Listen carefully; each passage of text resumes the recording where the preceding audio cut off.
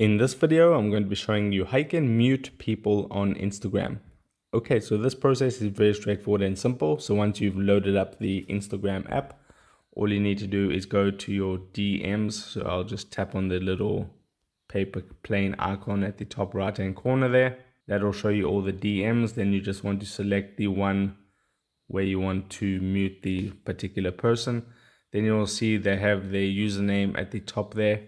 You want to tap there where the username is, and then you have a couple of options at the top. It says mute messages and mute call notifications.